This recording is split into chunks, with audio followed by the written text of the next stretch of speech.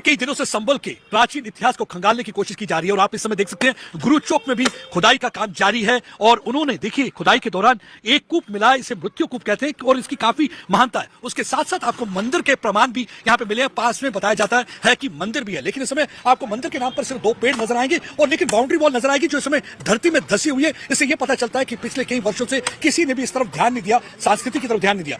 देखिए जब ये खुदाई का काम करते हैं या ये कूप मिलता है उसका मतलब यह है कि एक तो ये चाहते हैं कि यहाँ की जो सनातन संस्कृति है जो कहीं दबी हुई थी उसको खंगाला जाए, निकाला जाए और लोगों को बताया जाए। उसके साथ साथ वो चाहते हैं, उनकी कोशिश रहती है कि यहाँ पे एक बार फिर से टूरिज्म का प्रमोशन हो और उसके साथ साथ जो है आर्थिक स्थिति भी लोगों की बदले। मैं यहाँ पे लोगों से जानना चाहूंगा, उनसे पूछना चाहूंगा कि कितनी इंपॉर्टेंस है ये जो काम चल रहा है इस समय ये मृत्यु कूप पे, तो ये इसकी कितनी महानता है? इसकी तो जो महत्व है वो तो पुराणों में वर्णित है, मृत्यु कूप है। साथ ही एक और विशेष बात यह है, इन सबका जीर्णोद्धार होना संभल के विकास के लिए बहुत ही महत्वपूर्ण है। जिस प्रकार से संभल का इतिहास और सच और सनातन संस्कृति दबी हुई है वो जब बाहर आएगी तो पूरे देश के लोग कई एक केंद्र बिंदु के रूप में ये स्थान है और यहाँ भगवान का अवतार होना है, यहाँ कल की अवतार होना है। उससे पहले भगवान ने हम सबको, जो हमारी सरकार है, हमारा प्रशासन है, उनके मन में एक बीज जो है इसको निकालने का, संवारने का जो पैदा किया है, ये भगवान की कहीं ना कहीं सब नियति है। ईश्वर जब आते हैं तो उससे पहले सबको सजाया जाता है, उसी क्रम में ये संभल संवर रहा है, सजाया जा रहा है। इसके जो पौराणिक महत्व हैं, जो कूप हैं, जो तीर्थ हैं, वो जागृत हो रहे हैं, जागृत किए जा रहे हैं। इस सब में जो है मैं समझता हूँ कि भगवान की बहुत विशेष कृपा संभल के ऊपर हो रही है। अब देखिए ये कहना भी गलत ना होगा, कहीं ना कहीं नए संभल का निर्माण हो रहा है। आप देख सकते हैं ये कुआं, इसकी खुदाई इस समय पूरी तरह से चल रही है। इसे खुदाई करने के बाद, और इस खासियत ये है कि जो ये कूप है ये सिर्फ 300 मीटर की दूरी पर है जामा मस्जिद से, जिसे हरिहर मंदिर भी कहा जाता है, जिसका भी डिस्प्यूट चल रहा है और ये विवाद जो है अभी अदालत में है। और पिछले ही दिनों हमने देखा था यहाँ पे जो था सर्वे हुआ था। और देखिए इसके साथ में बताया जाता है ये महादेव का मंदिर है और यहाँ पे महादेव के मंदिर का कुछ भी निशान बचा नहीं, सिर्फ पेड़ है और थोड़ी सी बाउंड्री वॉल है जो जमीन के अंदर धसी हुई है। हम लोगों से और भी बातचीत करने की कोशिश करेंगे। यहाँ पे हमारे स्थानीय निवासी जो यहाँ पे रहते हैं, आप कितने वर्ष से यहाँ रहते हैं? मैं जन्म से यहीं रहते हैं। तो कभी आपको मालूम था कि यहाँ पे ये कूप है? हमारे बाबा बताते थे। बाबा बताते थे। कैसा लग रहा है आज जब ये खोला जा रहा है? इसे बहुत आनंद आ रहा, लगता है कि फिर से यहाँ पे प्रार्थना आराधना शुरू होगी?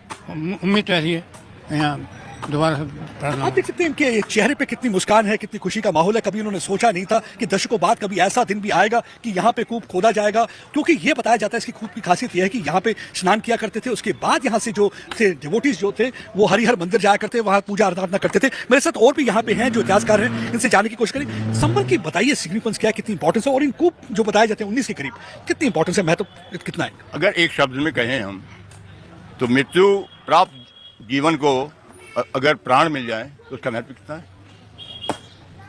ये तो हमारी सभ्यता, संस्कृति, हमारे संभल नगर नहीं, ये तो ये महादेव का साक्षात बसाया हुआ नगर और साक्षात यहाँ महादेव स्थित है। उसे हमारी प्राचीनता और हमारा लुटा हुआ माल हमें मिल रहा है तो भाई खुशी क्या है। मतलब मैं डर रहा हूँ खुशी को व्यक्त करते हुए हार्ट अटैक ना हो जाए है?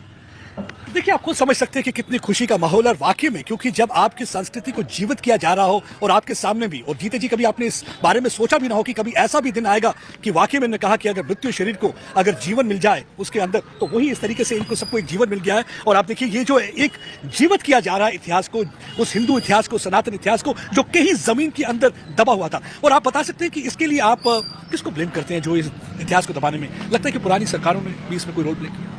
देखिए अगर ब्लेम की बात आप करते हैं तो जो शहर या जो हमारा हरिहर मंदिर है या कोई भी है जो 1920 में अंग्रेजों के यहाँ चले हुए न्यायालय में, उसमें एएसआई को सौंप दिया गया था ये शहर, तो ये आज इस पे आज एएसआई का भी अधिकार किसने हटवाया? ये तो परंपरा नेहरू से, इंदिरा गांधी या आपके राजीव गांधी या सोनिया या राहुल या अखिलेश या मुलायम सिंह जैसे इन नेताओं की देन है जो आज यहाँ तब हम दबे हुए हैं। वैसे एक बात है, यहाँ संभल का ये पुनरुत्थान को अगर हम कंपेयर करें कश्मीर से तो उससे भी ज़्यादा विकट था। 370 हटाने सिर्फ एक जरा सा काम था उनके लिए लोकसभा में, पर यहाँ के साम्राज्य को लेना, यहाँ हिंदू को जागृत करना, हिंदुत्व को, सनातन को उसके स्वरूप तक पहुँचाना इतना आसान नहीं था। ये हमारी पीढ़ियों की परिकल्पनाओं से भी बाहर था और हमारी आने वाली पीढ़ियों की कल्पनाओं से भी बाहर। तो अब इसके बारे में हम क्या कहें?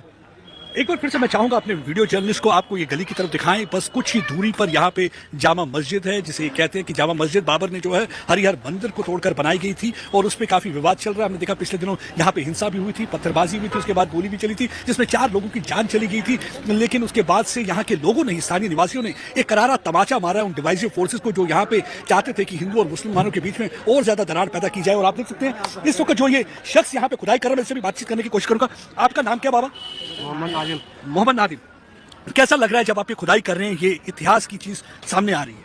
कुआं अच्छा लग रहा है आपको ये खुदाई करते हुए? हाँ। अब देखिए ये बहुत ही इंपॉर्टेंट बात है। इंपॉर्टेंट इसलिए मेरे ख्याल से उन लोगों के लिए जो हमेशा दरार पैदा करने की कोशिश करते हैं, ये इंप्रेशन देने की कोशिश करते हैं कि मुसलमान यहाँ के कुछ नहीं। आप देखिए ये मुसलमान शख्स है जो यहाँ पे खुदाई कर रहा है और ये जो निकल रहा है कुआं, जो ये हिंदुओं की जो विरासत थी जो पिछले कई वर्षों से यहाँ पे दसी दबी हुई पड़ी थी, इस विरासत को निकालने में इनका बहुत ही बड़ा हाथ है। तो ये एक इंपॉर्टेंट मेरे ख्याल से करारा तमाचा उन लोगों के चेहरे पर जो अक्सर ये बताने की कोशिश करते हैं कि हिंदू और मुसलमानों में दरार पैदा करके वोट बैंक पॉलिटिक्स करते हैं। बस कुएं का सर्वे हुआ था और किले के गेट का हुआ है और जो जमीन 2 मकान थे उसका सर्वे हुआ। और कुछ क्या कहते हैं मतलब प्रशासन वाले? और कुछ नहीं पता क्या कह गए, वो इतना ही था कि उन्होंने सर्वे हुआ करा जमीन 2 मकान का और किले का और कुएं का। और कितना पुराना कुआं है ये आपको कुछ पता है? ये तो साहब कुछ कम से कम 400 साल 500 साल पुराना कुआं।